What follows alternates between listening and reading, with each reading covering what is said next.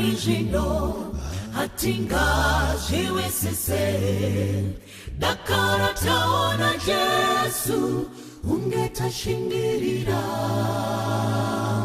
kare kare dufuna mojapera tichazo jiwisisa kare kare tashikeyo parijino hatinga jiwisise dakara taona Yesu ungetashingirira kare kare dufuna mojapera tichazo jiwisisa kare kare tashikeyo tenzi wedu oya nebiri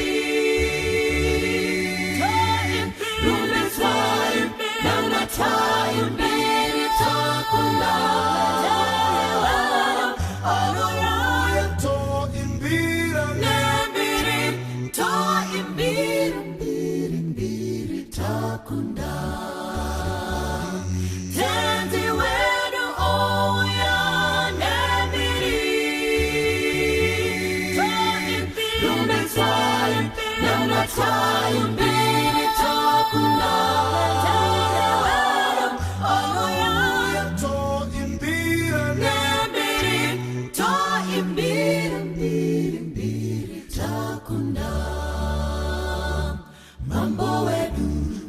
Latino shingaira sekunge muvengi okunda tenzi chitirirei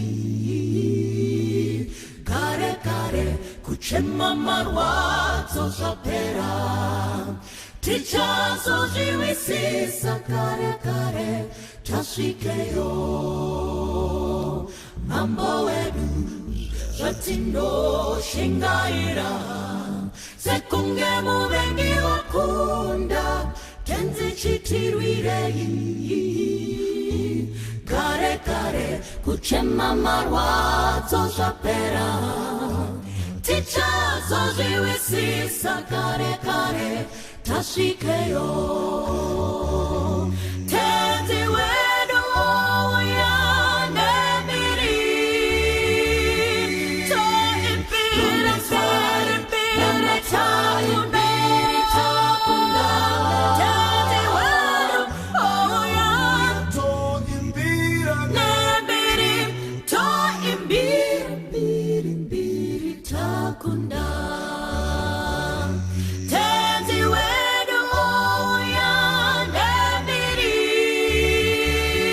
to imbira time biri takunda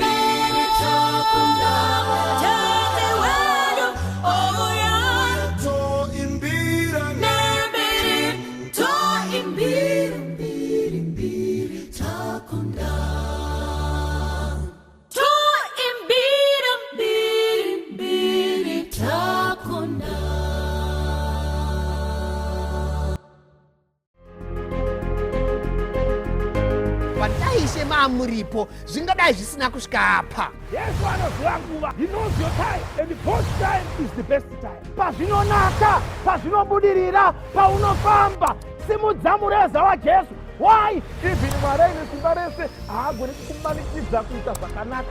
Satani haagoni kukumanikidza kuita zvakaipa. Une simba resarudzo. MuchiKristu, don't ever drop your guard. Don't go to bed with the devil.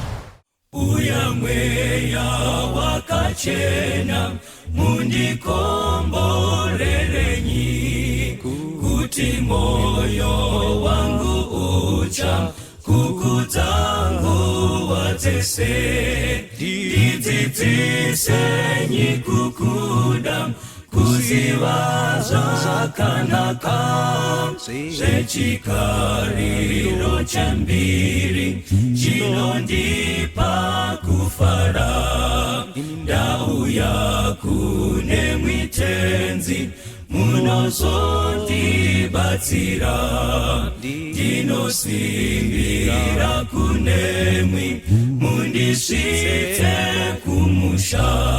Jesu wakanditsvakisa, ndanga ndiri mufambi.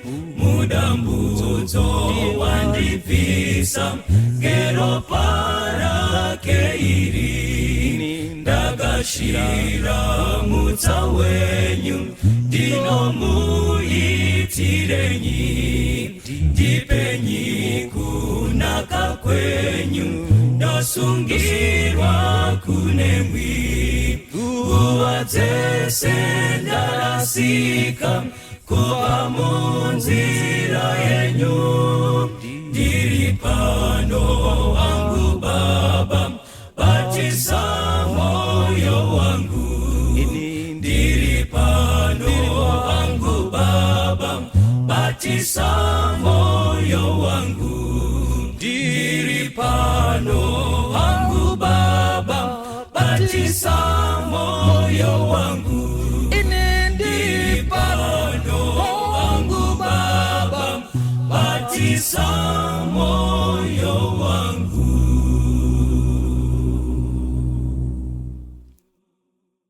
Kwaziso wana waMwari, toda kutenda Mwari zvikuru panguva dzino nemukana uyo Mwari watipa kuti tidzidze zvimwezve zveukuru hwake. Vana waMwari, chero kwatiri ikoko tichinzwa shoko raMwari, Mwari ane nhoroondo yekutisvikira. Mwari ane nhoroondo yekusvikira vanhu munzvimbo dzavari idzodzo nezvimiro zvavari. Ndo nhoroondo yaMwari. Jesu chaiye mamurangarira paya akaona Nathaniel ari pasi pemuti, ari kwaari ikoko Jesu anokuona. Handizive kwamuri mhai, pamwe muri pachivhitivhiti, pamwe pafoni, pamwe pakombiyuta, asi pamuri ipapo Mwari ane ajenda yekusangana nemi. Dai Mwari angatibatsira vana vaMwari patiri kuenda mberi kudzidza mashoko anokosha anobva mukati mebhaibheri. Tiri pana Vatongi chapter 7 verse ya 1 kusvikira 8 ndaakuverenga muchinzwa. Zvino Jerubhaari ndiye Gidheoni wakamuka mangwanani, iye navanhu vose vavaiva naye, vakandodzika matende avo patsime reHarodhi. Misasa yeMidhiani yakanga iri nechokumusoro uko, paine chikomo cheMore pamupata. Vesi ya 2, Jehovha akati kuna Gidheoni, vanhu vawina vava vaGidheoni vakawandisa kuti ndiise vaMidhiani maoko mako, nekuti vaIsraeri varegere kuzvikudza pamberi pangu vachiti, maoko edu ndo atiponesa. Vesi ya 3, naizvozvo zvino enda unoparidza, vanhu vazvinzwe, uti ani nani anotya, anodedera, ngaadzokere hake kumba, abve pagomo reGiriadhi. Vanhu vane zviuru 22 vakadzokera havo, vakasara vane zviuru 10. Vesi ya 4, ipapo Jehovha akati kuna Giriadhi, nazvino vanhu vachiri vazhinji, enda navo kumvura ndivaedze ipapo. Zvino kana ndikati kwauri, uyu unofanira kuenda naye, ndiye wauchaenda naye. Asi kana ndikati kwauri, uyu haafaniri kuenda newe, iye haangaende. Ipapo akaenda nevanhu kumvura. Jehovha akati kuna Gidheoni, mumwe neumwe unokapa mvura norurimi sezvinokapa imbwa, unofanira kumisa kurutivi ari oga. Saizvozvo, mumwe neumwe unopfugama pamabvi ake pakunwa, ngaaende kurutivi rwake wari oga. Vesi ya 6, zvino vanhu vakanga vakapa vachiisa maoko avo kumiromo, vakasvika varume vane 300. Asi vamwe vose vakapfugama pamabvi avo pakunwa mvura. Ipapo Jehovha akati kuna Gidheoni, ndichakuponesa navarume ava vane 300 vakakapa mvura, ndokuisa vaMidhiani muruoko rwako. Vanhu vose ngavaende havo kudzimba, umwe neumwe kutende rake. Naizvozvo vanhu vakatora mbuva yavo mumaoko avo nehwamanda dzavo, vakaendesa vamwe vose varume vaIsraeri, mumwe nomumwe kutende rake. Asi vakasara navane 300. Misasa yavaMidhiani yakanga iri pasi pake mumupata. Dai Mwari angakomborera kuverengwa kweshoko rake. Vana vaMwari, tiri kuona pachapter 7 yaVatongi. Pana Gidheoni aine hondo yaIsraeri ari kune rimwe rutivi. Ichapter yehondo iyi, vana vaMwari. Pachapter 7 ichapter yehondo. Ndosaka musoro wenyaya hama dzangu uri kuti pwanya hari yako yevhu. Break thy clay pot. Pwanya hari yako yevhu. Gideon kune rimwe rutivi, vaMidian kune rimwe rutivi. Mapoka maviri aitooneka zviri pachena kuti boka iri ndo raGideon, iri boka iri ndo remaMidianites. Pahondo wanawo Mwari hazvidi kuti uite kunge hunga. Pane imwe hove inonzi hunga. Hunga hove, hunga nyoka. Kana papa hondo zikanwa divi rako. Wana Mwari ngandikudzei pachena. Tiri muhondo naSatani. Panotsvakwa maKristu anobuda pachena kudivira vari. Naimhai, muri kudivira Gideon here kana kuti kudivira maMidianites? Imi sisi imi, kapfekero kenyu budai pachena mani. Muri kwa Gideon here kana kuti kwa Midianites? Ngazvibude pachena nekaitiro kako kuti uri kusaidi kupi tizive. Muhondo unobuda pachena. Saka Gideon anga ari kune rimwe rutivi navaIsraeri. MaMidianites ari kune rimwe rutivi nehondo yavo. Zvazviri pachena. Ava ndo vaGideon, ava ndo vaMidianites. Kubvira Bhaibheri richangaonawo Mwari, there are only two groups, mapoka maviri. Haugoni kuva muKristu anowanikwa pakati. Kwa Satani uriko, kwa Mwariwo uriko. Wana waMwari nzwai, unofanira kuva nedivi rako. Joshua unoti, choose you this day. Sarurai nhasi kuti ndiani wamuchanamata. Kana Mwari ari Mwari, muteerei. Asi ini nemhuri yangu tichateera Mwari. Dai ngavasarudzi yatinoita wana waMwari umwe neumwe kuti ndiri seni hangu ndiri kusaidi kwaMwari. Hakuna anombunyikidzwa kubatirwa banga kuti enda uko kani. Even Mwari aine simba rese haagoni kukumanikidza kuita zvakanaka. Satani haagoni kukumanikidza kuita zvakaipa une simba resarudzo. Genesis, Bhaibheri chitanga Mwari unoisa darkness nelight, two groups. Mapoka maviri, chaedza nerima. Haugoni kuti ndiri kwese. Even vachibara vana Adam naEve, pazvarwa vana vairi ndiCain naAbel. Vanotooneka pachena kuti Cain naAbel mapoka maviri akasiyana. Cain aive mhondi, aisateerera. Asi Abel anga ari munhu akanaka aiteerera Mwari. Two groups.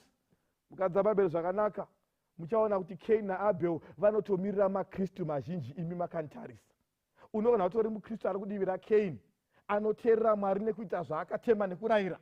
Kana kuti uri kudivira Cain, ari kufunga mano ekupandukira Mwari nekuita umondi. Kwa muziye here imi kuti even pavaenda kunoti kutemberi yekare kwakuine gwayana raMwari, the lamp of God, nembudzi yaZazel yaimirira Satani. Two groups. Hazvigoni kuita kuti unge uri kwese. Sarudza divi rako. Elijah unoti vasvika paMount Carmel, choose you this day whom you will serve. If God is God, save him. If Baal is God, save him. Ndiani Mwari wako? Ndi Mwari here kana kuti ndi Baari? Anongova two magroups Bhaibheri rese. Even Jesu akutandara nevadzidzi vakagara pagomo paya achitaura kenyaya navo zvikanzi dzidzai mwana waMwari, dzidzai mushingirire kuenda pasuo rakamanikana. Musaita tsika yekufarira rimwe suo racho rakapamhama. Kunoenda vazhinji vari kuenda kunoparadzwa masuo maviri vana waMwari. Ungaita nharo ukakaka, asi zvese zvaenzaniswa, there are only two gates. Ai misisi mani, music yamunoteerera pafoni, muri kudivi ripi? Ngazvibude pachena. Uniform day AY tinozona, dzimbo dzechechi munofarira mhai, asi ko zvimwe zvamunosiita izvo. Pachivhitivhiti wagara unorumbidza Mwari here? Masuo maviri, suo rakamanikana nesuo rakapamhama. Even achitaura nevadzidzi zvikanzi papa paine vasikana vane 10. Vakaita metsi, munoziva kuti 10 can have so many factors. Mafactors a10 akawanda. Vasikana vane 10 vaigona kusvika kumapoka 5. 5 groups.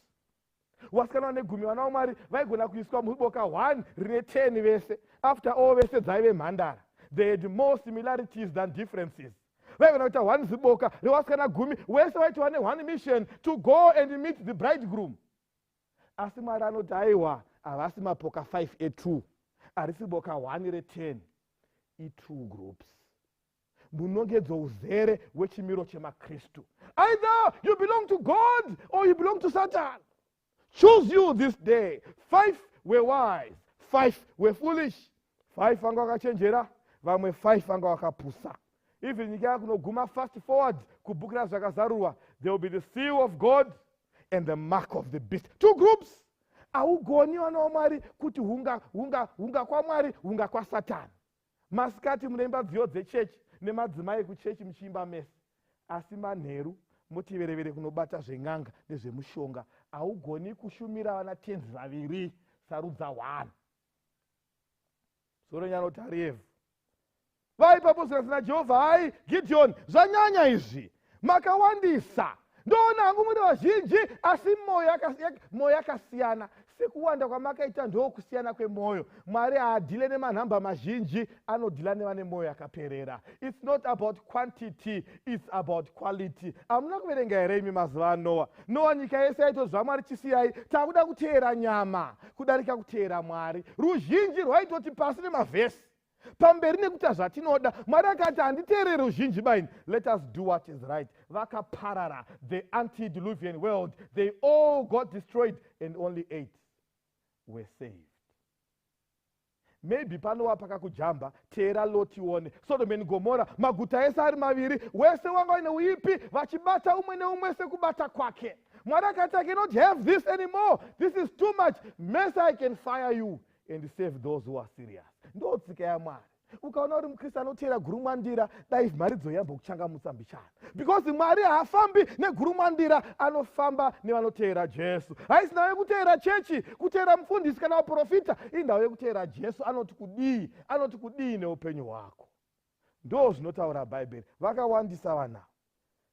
Saka ndoita sei nai Mwari? Gideon anovhunza, enda unoparidza. Step number 1, vana vaMwari. VaMwari vanototsaurwa kubva kune waSatani nemharidzo chete. Zvikanzi Gideon, enda unoparidza. Utaure pachena kuti vanotya dzokerai kumba. Vanotya dzokerai kumba. Saka aenda kundoparidza. Aparidza, kuparidza chete. Zvikanzi vanhu vazhinji vakadzokera kumba. Vane zviuru zvina 22 vakadzokera kumba. Ivhesi ya3 iyo. 22,000 vakadzokera kumba. Vakasara vane zviuru zvine 10, 10,000 ndo vakasara. 22,000 nemharidzo chete vadzokera kumba. Ndoda kuimagine aisvika kumba, mudhara ane vhudzi jena, aisvika kumba, mudzimai wabvati, naisi nyoro, matodzokere kuhondo. Tati vadiki vaende. Vanotya dzokerai kumba, yanga ingori mharidzo. Shaya zvekutaura. Tadzoka isu. Kochi? Hatangoti vadiki ngavamboita. Isu tisare. Vanotya ngavadzokere kumba. 22,000 vakaenda kumba. 10,000 vakasara. Kazhinji kacho vanotopumuka ndo vazhinji. Vanosara ndo vashoma. Mwari haanei nemanhamba. Anotsvaka mwoyo yakaperera. Zvikanzi hai Gideon, nazvino vakawandisa vanhu ava. 10,000 they are too many. Handingakupeiba ruponeso. 10,000 vakwanisa. Toita sei Mwari? Zvekuparidza zvakwana. Step number 1 imharidzo chete. Asi kana pamharidzo wapona, ngatichiendezve kumabasa. Mabasa anobudisa pachena kuti divi rako nderipi. Hatigoni kuinda kunofesa maMidianites nevanhu vane mwoyo yakasangana. Step number 1 chimbonzwawo mharidzo. Kana mharidzo watenda, wapinda pa10,000. 22 vadzokera. Step number 2, mabasa. Unorarama here zvaunotenda. Mavhesi unoziva, mahymns unotoimba, asi mabasa ako anopangidza here vhangeri raunotenda. Zvikandira nawo pamvura. Vasvika pamvura, vese vachabva vagwadama pasi, voisa musoro mumvura, vobva vamwa mvura sekumwa kunoita imbwa, vaise ku1 side. Asi vachamwa mvura nemuromo, vakatarisa kumberi, vaise kune rimwe divi. Ndo criteria ichapangidza. Pane vasara 10,000 wari serious hour, ndo criteria Gideon yauchashandisa. Vana Mwari, nzwai mavhesi munoimba, mafundamental beliefs motoziva nemusoro. Totoziva kuti pamavhesi hakuna nokukundai, asi ko pamvura muchakurira here nai mai. Pamvura apo ndo pane nyaya. Mabasa ngaabudise pachena. God is sick and tired of people who know verses but who do little to live the verses they know. Mwari anzwa nevanhu vanongoti Mwari Mwari nemuromo, asi mabasa avanopikisa zvavanotenda. Vasvika pamvura paya, Bhaibheri rinoti ruzhinji rwese 9,700 vakagoda mapasiwara nemabvi ndokunyika musoro. Vanga vane nyota masoja. Ai, mvura takuwana zvino, musoro wese mumvura vhozho. Ndazowana mvura zvino, chii chandichafunga? Musoro zvese mifungo, ndangariro, maplans ese akutanga nekuguma pamvura. Ikamvura musoro wese mvura, achimwa mvura. Asi vamwe 300 vakati mvura taiwana yedu, asi tinoziva mission. Aiti rimwe ruoko ruchimwa mvura, asi rimwe ziso rakatarisa mission. Handingakuunike nematambudziko enyika, ndinoziva kuti kuna Jesu anouya.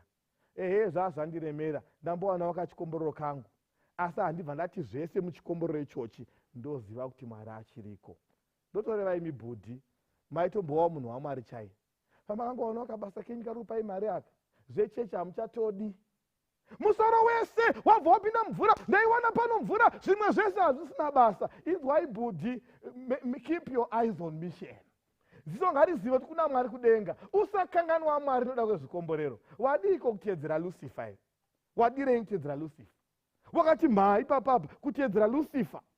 Lucifer apuwa zvikomborero, agona kuimba, akubwinya, ane mapapiro, aiswa pedyo, kwakubva atokanganwa kuti iye chisikwa. Akutozoona kunge ndiye musiki. Ndotsika inoti vhiringa vana vaMwari. Inzwai chapter 7 yavatonga ari kuti kana wanawo kamvura kako usakanganwe mission. Don't be part of the 9,700 vakaisa musoro mumvura vakati zvese zvakutanga nekuguma pamvura. Maamuri mukristu wani musati maroora. Muchitoimbisa nekupawo varombo, mukawana kamari mairangarira nherera nevanoshushikana. Wawana mudzimai wako akanakisa panyika, kana kuchechi hauchabatiki. Inzwa iwe muranda waMwari, inzwa muIsraeri, wasvika pamvura, ziya kuti mvura haida kumwiwa, asi ziso riri pamishen. Mombe padzakatanga kubara kumusha, mombe dzakubara danga razara, bvibva wakanganwa zvese nezvaMwari, kuti fototo musoro wese mumvura. Panotsvakwa vanhu vanoziva kuti ndawana hangu chikomborero, but we have a mission in heaven. This world is temporary. We have a mission in heaven. As nemuimbo andofarira, on this earth nothing is lasting. We expect our home in heaven. Ukaona bva wachiziva panapa zvese zvaita, okanganwa kuti kune denga rinofanira kupindwa, warasika mission. Mwari vati okay, don't worry about them. 9,700 vaenda kurutivi, vabva vati musoro wese sembwa, musoro wese mumvura, ngavaende kune rimwe rutivi. Asi 300 vakarurama vanoziva kuti kune mission. Ndani hangu ndafiti, asi hachichitema kuda varombo. Ndani suti yakanaka, asi dzekare gadzipuwa anoshaya kuziva mission even muzvikomborero. Ngavaende kune rimwe rutivi 300. Saka Bhaibheri inobva rati ivava 300 ava ndo vachapedza basa. Vana Mwari, nzwai, handizivi upenyu hwako, asi vanodiwa naMwari vanhu vanoziva kuti God comes first and best in my life. Hongu zvimwe zvese ndingazvida, asi chekutanga ndadii ndatsvaga Mwari. Ingwani meti anoti 001 kuti naimi tangai matsvaka umambo hwaMwari nekubwinya nekururama. Zvimwe zvese ibonus. Taneta nemakristu anda kubatira pabonus, pambasera. Ndipei mbasera, ndoyandada imbasera. Asi zvinodiwa zvacho kuti wane mbasera hapana. Seek ye first the kingdom of God, and all these other things shall be given unto you. They come secondary. Zvimwe zvese zvinozouya pamberi. Saka 300 vanzi okay Mwari akudza Gideon, okay waane 300. Iye achitotya zviyanzai waina hanje zvimanhamba, totsvaka vane mwoyo yakaperera. Vanhu vachaponeswa vana vaMwari, vanhu vanotenda kuna Mwari nemwoyo yakaperera. Vari 300 vanzi okay, are they ready? Mukadzika nechapter kunonzi umwe neumwe wavo ari 300 vakaungana vaine zeal, vaine dedication yekuti taakuenda kuhondo kunoparadza maMidianite. Musoro wenyaya unoti pwanya hari yako yevhu. Pwanya hari yako yevhu.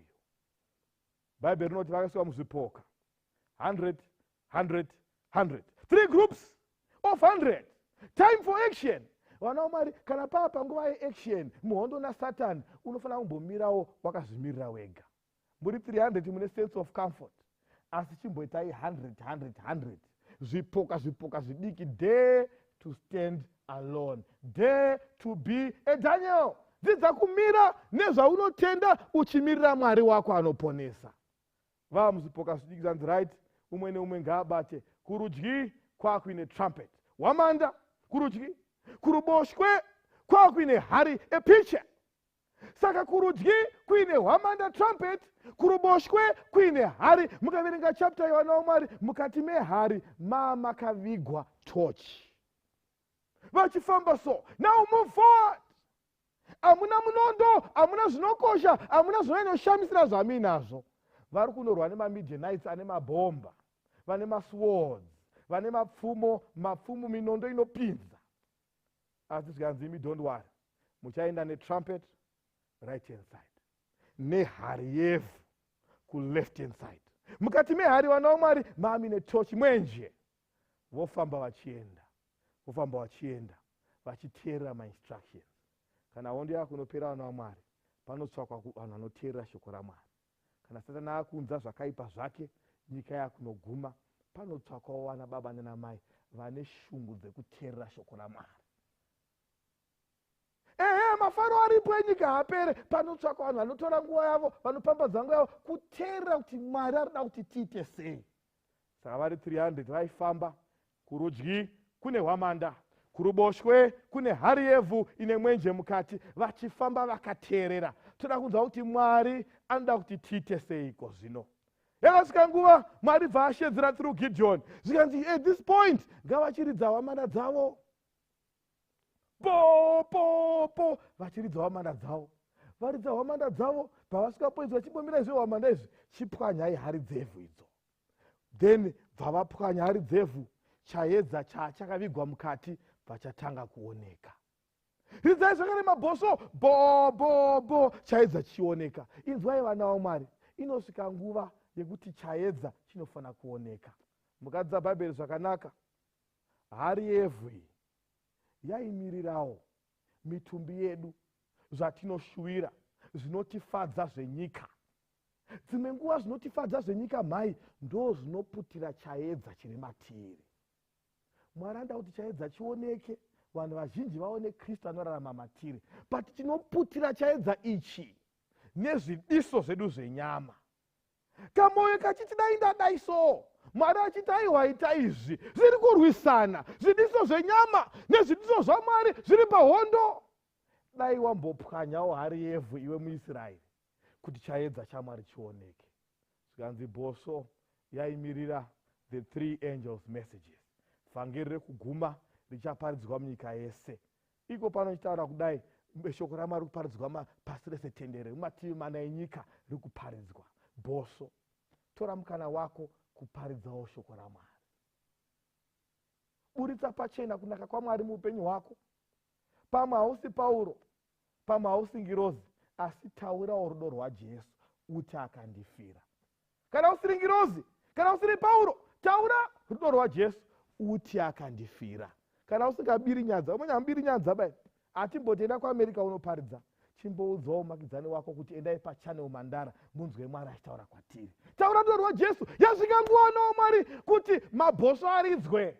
Mabhoso achiridzwa, chisimudzira vhangeri rekupona, asi hari yevhu inofana kupwanya. Pwanya hari yevhu kuti chaedza chioneke. Ndoreva imisisi, miri unotombovava, ihari yevhu iyo. Sacrifice interest enyama kuti zvakanaka zvaMwari zvioneke. Imi baba small house yenyu, moto zao chakasevhwa once sekuru gororo, asi zvedi ndishila. Ndishila. Pwanya hari yevhu, kuvava kwenyama ngakumboiswa padivi kuti chaedza chaMwari chioneke. Kana chaedza chaMwari chaoneka vana vaMwari, vazhinji vachaponeswa. Zvikanzi vanotya ngavadzokere, nevanokara zvenyika ngavadzokere, pambosara vari serious, vari ready kupwanya hari yevhu. Vana vaMwari nzwai, vanhu vari serious nekuenda kudenga, havanetseke kusacrifice interest avo, kuitira kuti interest aMwari aendere mberi. Ndosaka Mwari akatanga wamboscreena pasare vari serious. Vemakomba vanoti wana rega, ari serious ndiye adiwa naMwari. Dai pasvagwa 300 vari serious, vasingazoita nhetemwa pakupwanya hari dzevhu. Ndotoreva imi mhai, makuva manzwa nawo. Enda nitapira makuva. Kutoparidza vhangeri hakunakidzi sekunakidza kunoita kutaura makuva. Makuva uchisati sauti so. Muvakidzani achifunza kuti bvasadi izviya. Uchidzika nayo gotsi rakati papata, uchinyeya munhu so. Zvimwe zvacho haana kutombozviita. zvimwe zvacho akaita asi wawedzeredza. Panotsvakwa kuti tipwanye hari yevhu kuti chaedza chaMwari chioneke. Ndiri kuvaviwa, ndinoda kutaura makuwa, ndakanzosaudze munhu pati zviri kuvava Mwari, ndoda kuti nditaure pwanya hari yevhu hama yangu kuti chaedza chioneke. Kuna mwana otoba chaiko, mukana wekuba watouwana, icorruption, kubasa kwako, mari iripo hobho, ende hakuna anokuona. Magetsi aenda, maCCTV akadzimwa, mukana wekuba. Dai wambopwanya hari yevhu nekuti zvinodiwa nenyama zvinopesana nezvinodiwa naMwari. Let's live according to principles. Ndokuti misasa yevamidhiani iparadzwe naMwari achitishandisa. Wondokwaya kusvika kwawana Mwari, kunotsvakwa namata Mwari mumweya nemuzokwadi. Pwanya hari yevhu kuti chaedza chioneke. Pwanya hari yevhu ingwe yekutonamata, noziva kuti na5 wakaseta alamu kuti daunamata na5. Asi haumuki, hope zichikiya, kwakudziya, kuri kunairira, handimuki kuti ndinamate. Vhiki yotopera usinawo personal prayer. Kunze kwemunamato wesadza chete. God bless our food, pasadza Mwari hakanganwiki. Tikomberai chikafu, asi kokumbotaurawo naMwari mangwanani uchangomuka. Chimbotaurawo naMwari manheru usati warara. Pwanya hari yevhu. Hope dziri kunaka idzo, asi hari yevhu ngaipwanywe chaedza chaMwari chioneke. Kuna matonetseka chaizvo. Zviviso, kunyepa, kuvenga chaiko. Eya akakutadzira handirambi. Asi Mwari anoti dai vanhu vese namatirai vanokuvengai. Akatokutadzira ende chivi chake chitori serious handirambi. Panotsvagwa kuti kaselfaka kachindinako kamboparara. Tiite zvinoda Mwari. Pwanya hari yevhu. Kudenga hakuendi vanhu vanosunda ma-emotions nema-feelings avo pamberi. Panoenda vanhu vanosunda agenda yaMwari. Pwanya hari yevhu kuti chaedza chioneke. Nao vana vaMwari mukadzika nevhesi vapwanya hari yevhu chaedza chakuoneka, vakuridza mabhoso zvikanzi vanhu vekumisasa yemamidianites vakatanga kumuka one by one, vachimuka vaimutswa nenoise, pakaitika confusion kumisasa yemamidianites. There were thousands and thousands and thousands kusaidi rekumamidianites. Gideon aine 300 vari serious nekufamba neagenda yekuwina hondo. Vapwanya hari yevhu varidza mabhoso, zvikanzi mamidianites akatanga kubayana one by one, vachibayana in their millions and their thousands. Vakatanga kubayana kusvikira vese vaparara. Vana Mwari, handiziye mumidianite ari muupenyu hwako. Pamwe urwere oshaya kuti Mwari ndeipi formula yandingashandise kuti urwere uyu hutame mukati memusha wangu. Chimbotraya formula yaMwari yekupwanya hari yevhu chaedza chioneke. Why don't you fix your eyes upon Jesus? Handisiye mamidianites ari muupenyu hwako, une hondo yakasimba. Pamwe hasi kutomboita mabhuku, wanzwa nekunyora form 4. Uchingofoira you wadiwa mboonawo nguwa vana vaMwari. Pwanya hari yevhu chaedza chioneke. Vanokuvenga vanokushora, chimbopwanya hari yevhu. Moza akume kutozvida chaiko pachechi. Kana atengerwa dhirezi nyowani, ndiye anopedzisira kupinda muchechi. Vanhu vese ngavandione ndichishaina. Kuti ko negogo unogara kumberi. Kuti mese muone kuti dhirezi rinyowani. Kakuda kuzvifadza kaya. Chimbopwanya hari yevhu chaedza chioneke.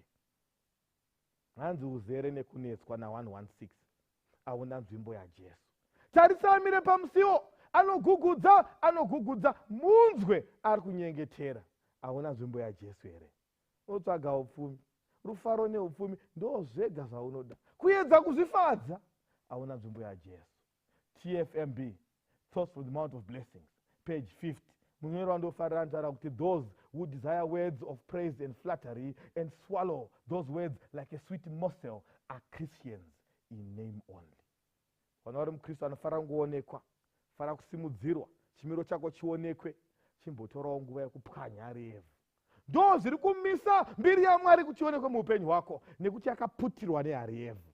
Zvakanzi Gideon chiaudza 300 hour. Pwanya hari dzevhu, vapwanya hari yevhu chaedza chionekwa. Ridzai mabhoso. Tell people about Jesus. Jesus who is mighty to save. Munyika yakazara kuchema, ipo vanhu tarira Jesu anoponesa. Pwanya hari yevhu. Zvatinoda kuita zvezvivi ngazvipwanywe, Jesu asimudzirwe. Kana Jesu asimudzirwa, vana vaMwari achakovera vazhinji kwaari. Varipo vazhinji vakapwanya hari yevhu, Mwari akavashandura. Waita chivindi chekusiya zvaunoda kuti uite zvinodiwa naJesu, Mwari anokupa simba. Mamuziya mukomana we anga atoo paCalvary, atoiswa pamuchinjiko naJesu kuti afe. Zvakaipa zvake ndo zvazvakatowanda. Aitozikanwa nembiri yekupomba, kurepa, kuba nekuuraya. Ndosaka anga ari pamuchinjiko. Barakatasa Jesu akati zvandoda ini Mwari mozviziva, ndiri mhondi, ndoda kupomba, ndoda kuuraya, ndoda kuita zvakaipa. Jesu akati waita zvakanaka. Because you have let go yourself, I say to you today, I'll be with you in paradise. Mwari anoregerera kana tazvimisira kwaari. When we surrender our will to take on the will of Jesus Christ, God will lead us going forward. Iye anototirega hanzi nevhesi, He is faithful and just to forgive us and cleanse us from all unrighteousness. Iye akawimbika kutiregera zvivi zvedu tikachema kwaari, ogotigeza kubva kusarurama kwose. Ndiye Mwari watoshumira, anoregerera vanhu. Kwamuzivi here Manase? Manase chaitoroya zvivi zvaManase auzvipedzei. Airoya Manase, aituka, ainyeya, zvese zvakaipa Manase aita. Zvazvanzi naMwari zvacho musaite, ndo zvacho zvaaita. But paakazvimisira kuna Mwari, Mwari akamuregerera. Chimbopwanyawo hari yevhu, usacrifice zvoda nyama kuti uite zvoda Mwari. Ndo kuti hondo nevaMidianites tikurire. Pandoti vaMidianites matoziva imi kuti vaMidianites ndoreva Satan. I may be talking about the Midianites, but I'm talking about Satan. If you want to win the battle against Satan, chimbopwanya hari yevhu. Ndo zvakaita mukomana uya mwana muparadzi. Angaenda kure kure ega ake, achinozvifadza, achitenga zvinodhura, achiita upenyu hwekufara. But ane nguva yakati hai, upenyu hauitoi. Regai ndizvidurire kuna baba wangu. Let me go back to my father. Mwari akaona kuti no, chikomana chatendeuka ichi. Asiya zvake, haachada zvemafaro, haachada kufadza muviri, akuda kufadza Mwari. At the heart of every sin is selfishness. Pamongo pezvivi zvese neuipi pane chindini. Adzoka kuna baba azvidurura. Bhaibheri inoti baba wake vakamona achiri kure, vakamumhanyira. Our Father is so loving. Our Father is so merciful. Anga atori kure, anga asati amutsvene, anga achiri kure neutsvene, asi chido chake chekuzviramba nekufamba madirection kuna Mwari ndo zvakatuma baba kumhanya. You may be far from righteousness, but you are making baby steps in the right direction. Mwari unomhanya kugamuchira. Zvikanzi akamupa hembe dzake dzitsva. Mwari otifukidzira neutsvene hwake. Bhaibheri inoti baba wake vakamusoda. Our God is so loving. Tikazvimisira vana vaMwari kusiya nzira dzedu kuti tiite nzira dzaMwari, Mwari unotimhanyira tiri kure otigamuchira, toregererwa. Ndo formula vana vaMwari inoita kuti tikunde hondo nevaMidianites.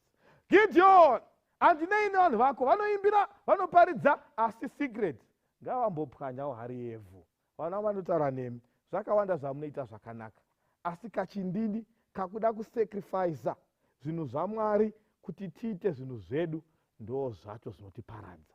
Kwanzi neumwe munyori, those who are going to miss heaven are people in whose lives Christ was not a distant second to whatever was first in their lives.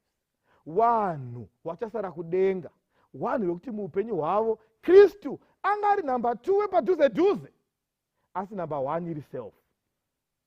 Uchimona achifamba so achiimbira, unoti ari kuimbira Mwari, asi zvedu ari kuimbira self kuti aoneke kuti ndinoimba. Uchimona achiparidza, oti ari kuparidzira Mwari, anomuda, ari kuparidza kuti aoneke kuti muparidzi mukuru. Asi Mwari anotsvaka vana vake vanoputsa self, kuti patinoita zvinhu tiitire Mwari ega. Hazi imwe muimbi kwete ini, asi kudzai Kristu. Not I, but Christ be seen, be known, be heard. Mwari ngaatibatsire tisimudzire Jesu muupenyu hwedu. Dai Mwari angakomborera kuverengwa kweshoko rake. Inzwa Jesu odaidza, ndiani osewenza, minda yese yatoiva, ndiani achakova, tenzi anodaidzira, achazokupatuso, ndiani achapindura, ndiri pano nditume.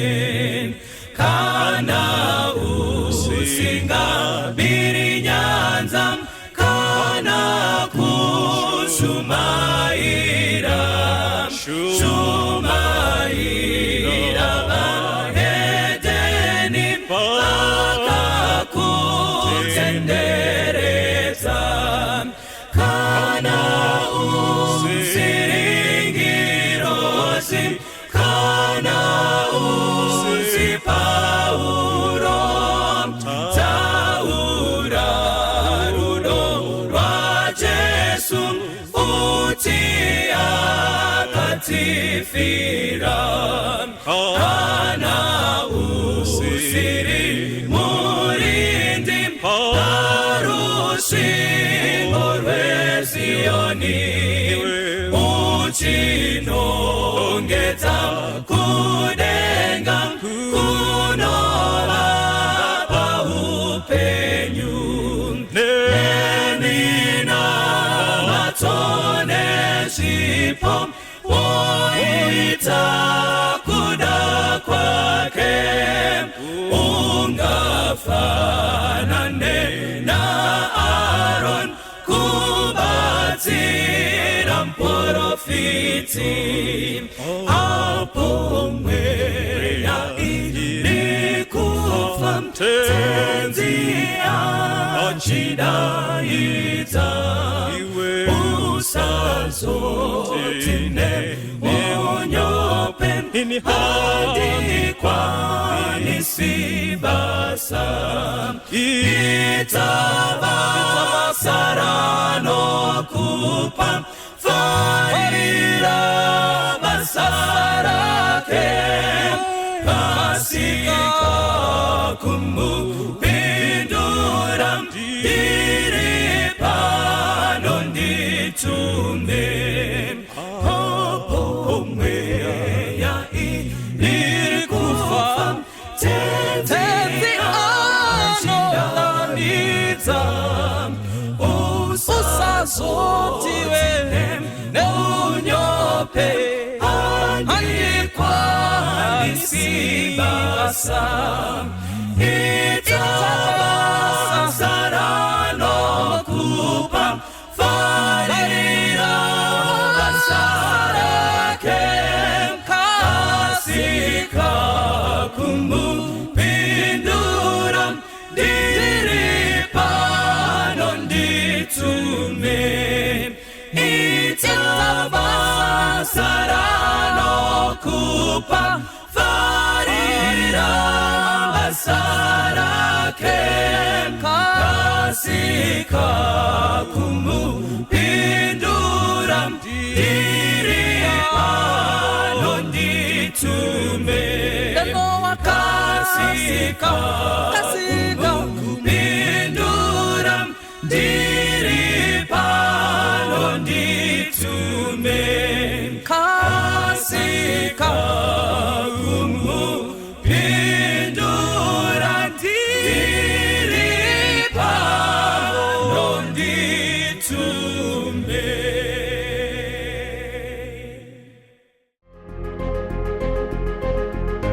Pataise mamuripo zvingadai zvisina kusvika apa. Yesu anoziva nguva. He knows your time, and both time is the best time. Pazvinonaka, pazvinobudirira, paunofamba, simudza mureza waJesu. Why? Even Mwari ane simba rese haagoni kukumanikidza kuita zvakanaka. Satani haagoni kukumanikidza kuita zvakaipa. Une simba resarudzo. Muchikristu, don't ever drop your guard. Don't go to bed with the devil.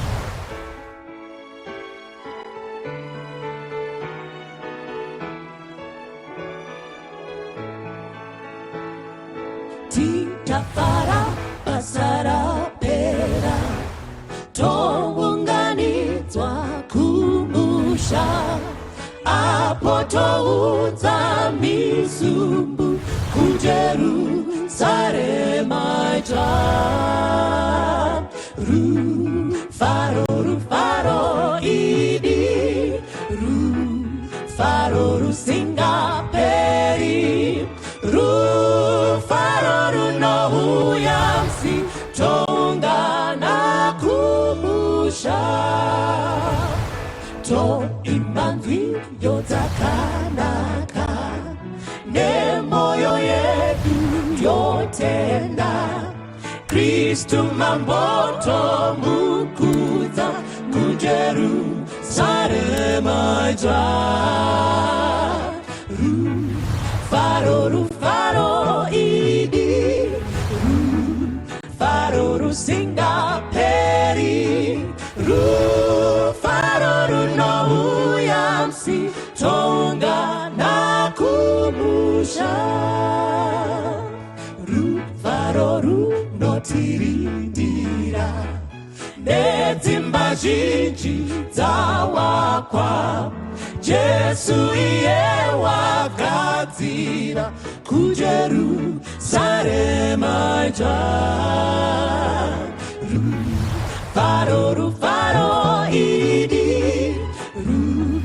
Faro singa peri Faro no uyamsi tonga na kumusha Faro idi